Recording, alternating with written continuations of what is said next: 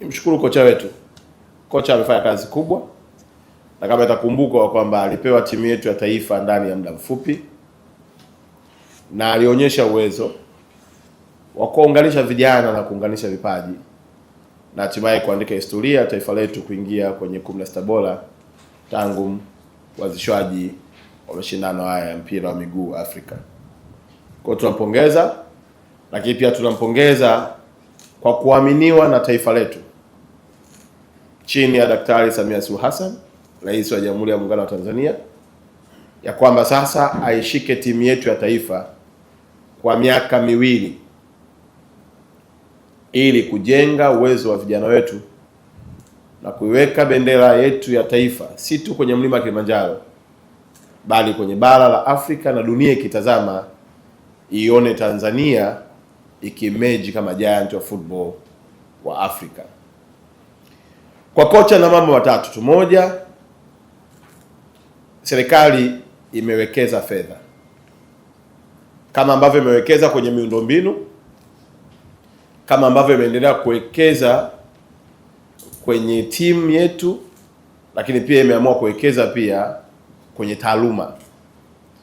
Maana yake Daktari Samia Suluhu Hassan kwa mapenzi yake ya dhati na kwa mchezaji namba moja anayetambua ya kwamba vijana wengi wa taifa letu ndoto yao si tu kuchezea hapa, ni kuvuka mipaka ya taifa letu, katoa hizi fedha na analipa yeye mwenyewe kocha, ikiwa ni sehemu ya kuongeza tija na ufanisi wa vijana wetu katika mechi zinazokuja za AFCON. Matarajio ya Daktari Samia ni kuhakikisha kwamba timu hii inakuwa bora kuliko ilivyokuwa na inapanda viwango, si tu viwango vya CAF bali vya FIFA pia.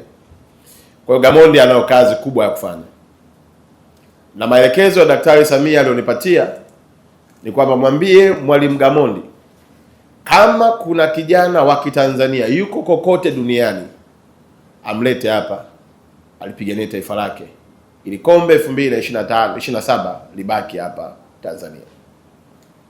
Kwa Gamondi amepewa uwanja mpana zaidi wa kwamba akiona kuna kijana yuko Spain, yuko Arabuni, yuko Marekani, yuko kwenye nchi nyingine yote, lakini ni Mtanzania na anaona na kipaji na anafanya vizuri kule aliko, Rais ametupa kibali cha kuwaita watoto wote wa Kitanzania kurejea nyumbani kwao kulipigania taifa lao.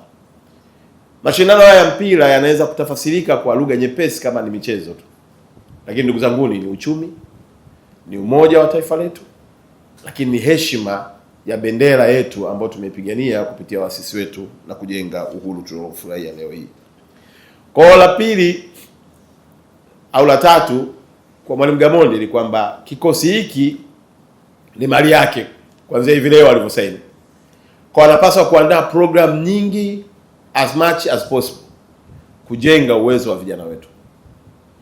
Kwa tunayo matarajio ya kwamba kuanzia leo hii, maana yake Mwalimu Gamondi akikaa na TFF na kushirikiana na baraza letu la michezo, wanao wajibu wa kutengeneza program za kuwanoa vijana hawa ambao wanataka kutetea heshima ya taifa letu. Haiwezekani mashindano haya yakafanyika kwenye nchi yetu alafu sisi tukawa wa kwanza kutoka.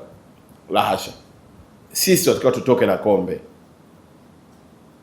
Na hiyo inawezekana tukimtanguliza Mungu, tukaweka jitihada zetu na kila mmoja akaunganisha utaaluma wake na ujanja wake, basi tunaweza kuvuka na kuishangaza dunia.